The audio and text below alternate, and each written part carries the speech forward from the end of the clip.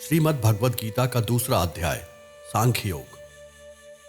इस अध्याय में भगवान श्री कृष्ण अर्जुन को आत्मा के अमर स्वरूप का ज्ञान देते हैं।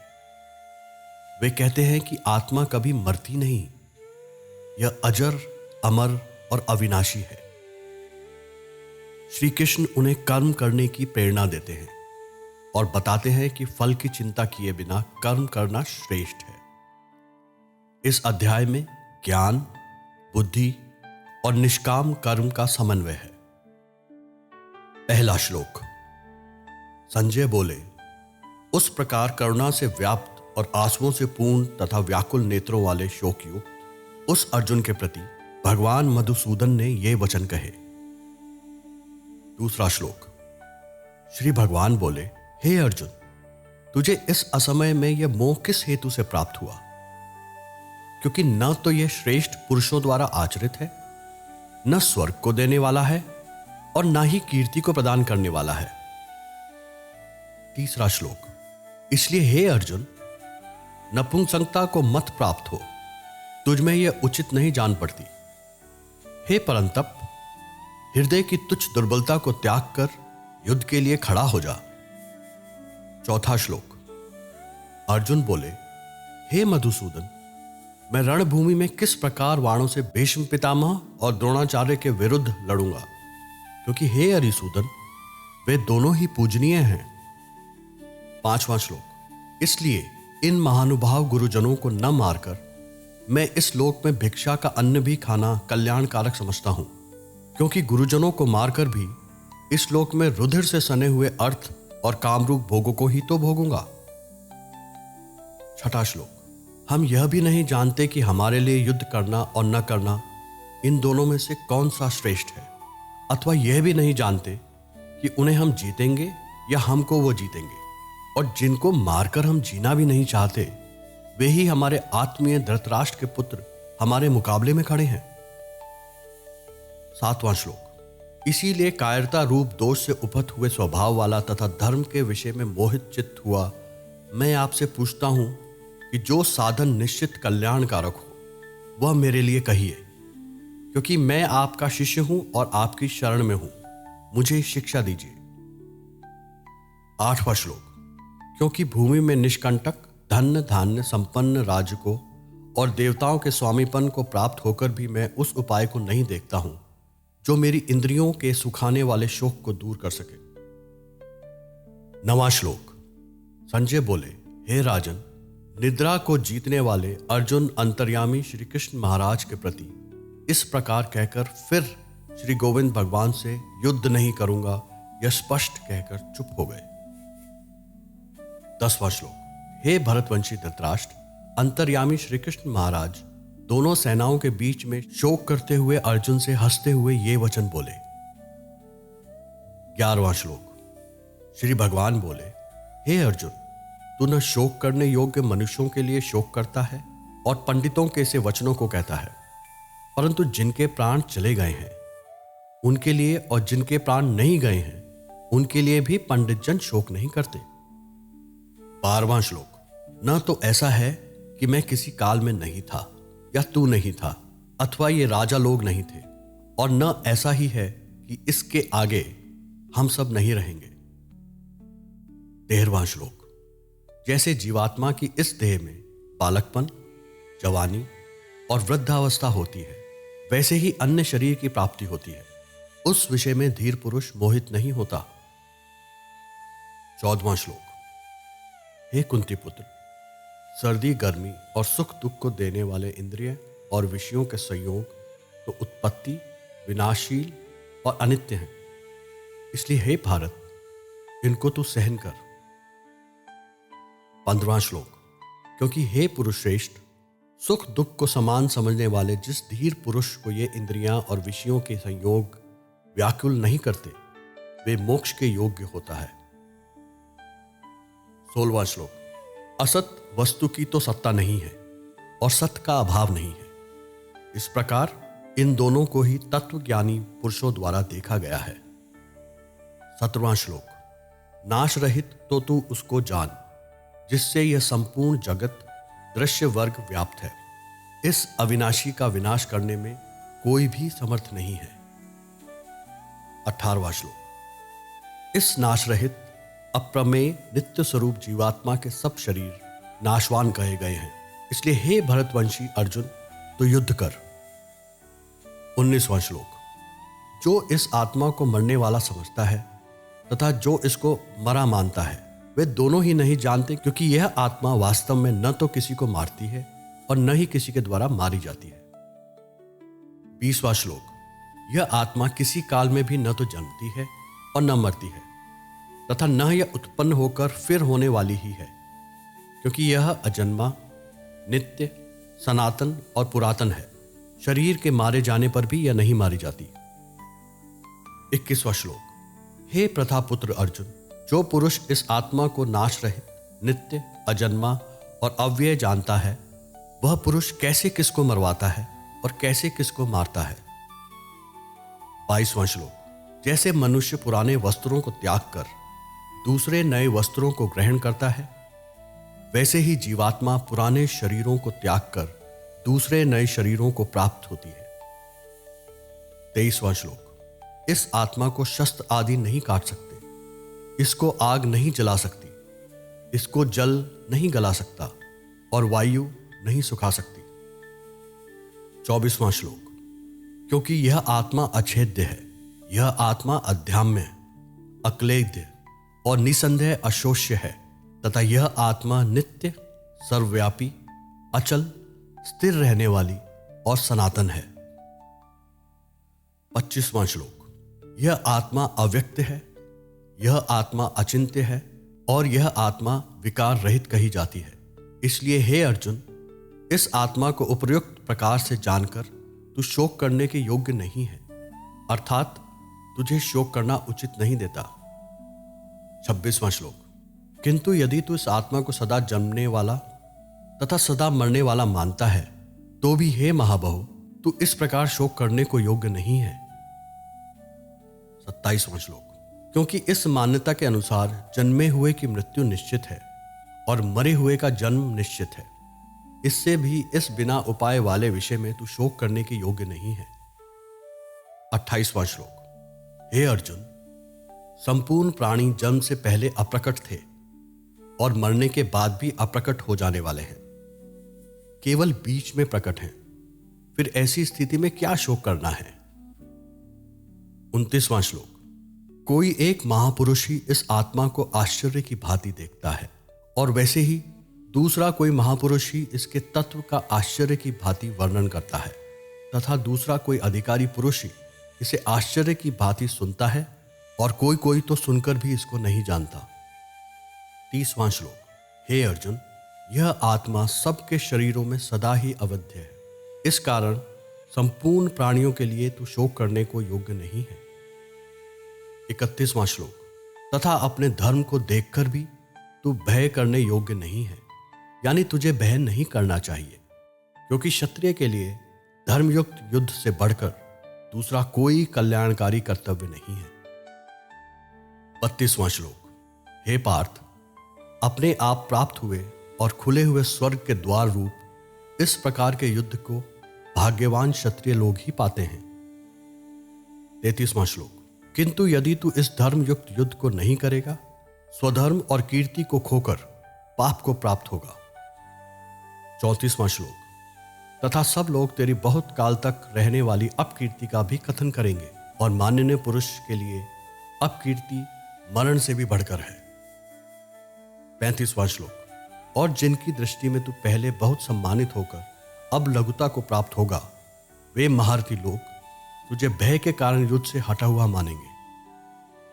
36वां श्लोक।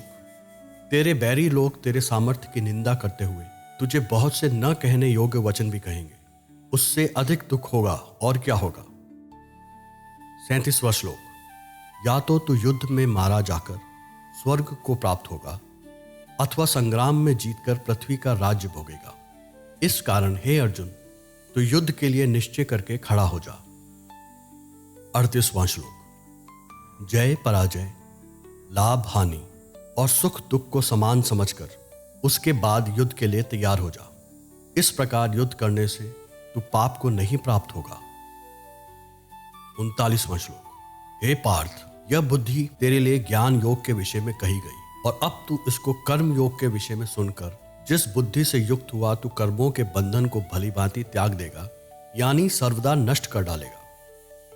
40वां श्लोक। इस कर्म योग में आरंभ का अर्थात बीज का नाश नहीं है और उल्टा फल रूप दोष भी नहीं है, बल्कि इस कर्म योग रूप धर्म का थोड़ा सा भी साधन जन्म मृत्यु रूप महान भय से रक्षा कर लेता है।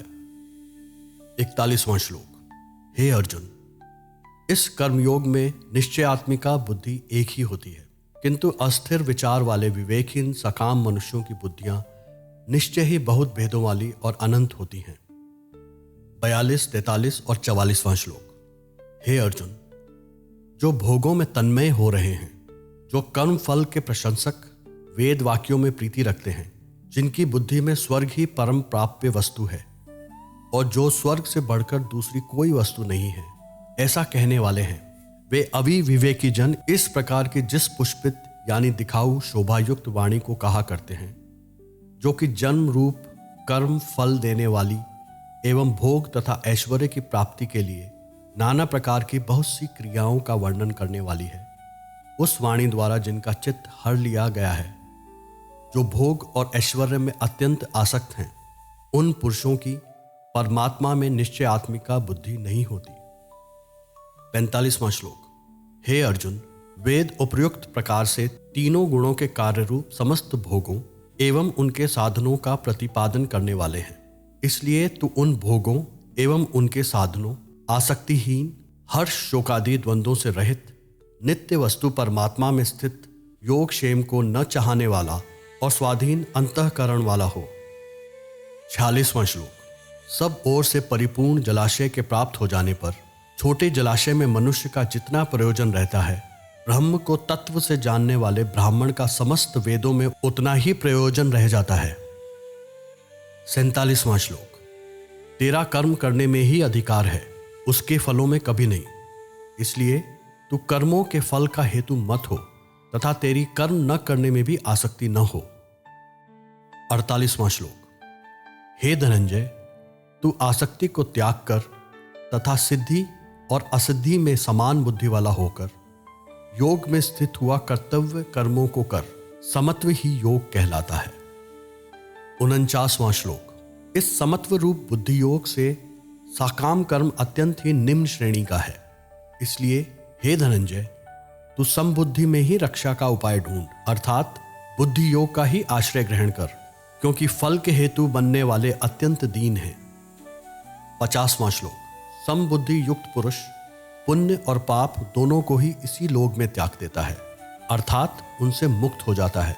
इससे तू समत्व रूप योग में लग जा। यह समत्व रूप योग ही कर्मों में कुशलता है, अर्थात कर्म बंधन से छूटने का उपाय है। 51वां श्लोक। क्योंकि समबुद्धि से युक्त ज्ञानी जन्म कर्मों से उत्पन्न होने वाले फल को त्याग कर जन्म रूप बंधन से मुक्त हो निर्विकार परम पद को प्राप्त हो जाते हैं। 52वां श्लोक। जिस काल में तेरी बुद्धि मोह रूप दलदल को भली भांति पार कर जाएगी, उस समय तू सुने हुए और सुनने में आने वाले इस लोक और परलोक संबंधी सभी भोगों से वैराग्य को प्राप्त हो जाएगा। 53वां श्लोक। भांति भांति के वचनों को सुनने से विचलित हुई तेरी बुद्धि जब परमात्मा में अचल और स्थिर ठहर जाएगी, तब तू योग को प्राप्त हो जाएगा, अर्थात तेरा परमात्मा से नित्य संयोग हो जाएगा। 54वां श्लोक। अर्जुन बोले, हे केशव, समाधि में स्थिर परमात्मा को प्राप्त हुए स्थिर बुद्धि पुरुष का क्या लक्षण है? वह स्थिर बुद्धि पुरुष कैसे बोलता है, कैसे बैठता है और कैसे चलता है? 55वां श्लोक। श्री भगवान बोले, हे अर्जुन, जिस काल में यह पुरुष मन में स्थित संपूर्ण कामनाओं को भली भांति त्याग देता है और आत्मा से आत्मा में ही संतुष्ट रहता है, उस काल में स्थित प्रज्ञ कहा जाता है। 56वां श्लोक। दुखों की प्राप्ति होने पर जिसके मन में उद्वेग नहीं होता, सुखों की प्राप्ति में जो सर्वथा निष्प्रह तथा जिसके राग, भय और क्रोध नष्ट हो गए हैं, ऐसा मुनि स्थिर बुद्धि कहा जाता है। 57वां श्लोक। जो पुरुष सर्वत्र स्नेह रहित हुआ उस शुभ या अशुभ वस्तु को प्राप्त होकर न प्रसन्न होता है और न द्वेष करता है, उसकी बुद्धि स्थिर है। 58वां श्लोक। जैसे कछुआ अपने सब अंगों को समेट लेता है, वैसे ही जिसने अपनी सब इंद्रियों को हटा लिया है, उसकी बुद्धि स्थिर हो जाती है। 59वां श्लोक। इंद्रियों के द्वारा विषयों को ग्रहण न करने वाले पुरुष के भी केवल विषय तो निवृत्त हो जाते हैं, परंतु उनमें रहने वाली आसक्ति निवृत्त नहीं होती। 60वां श्लोक। हे अर्जुन, आसक्ति का नाश न होने के कारण ये प्रमथन स्वभाव वाली इंद्रियां यत्न करते हुए बुद्धिमान पुरुष के मन को बलात्कार से हर लेती हैं। 61वां श्लोक। इसलिए साधक को चाहिए कि वह उन संपूर्ण इंद्रियों को वश में करके समाहित चित्त हुआ मेरे परायण होकर ध्यान में बैठे, क्योंकि जिस पुरुष की इंद्रियां वश में होती हैं उसी की बुद्धि स्थिर हो जाती है। 62वां श्लोक। विषयों का चिंतन करने वाले पुरुष की उन विषयों में आसक्ति हो जाती है।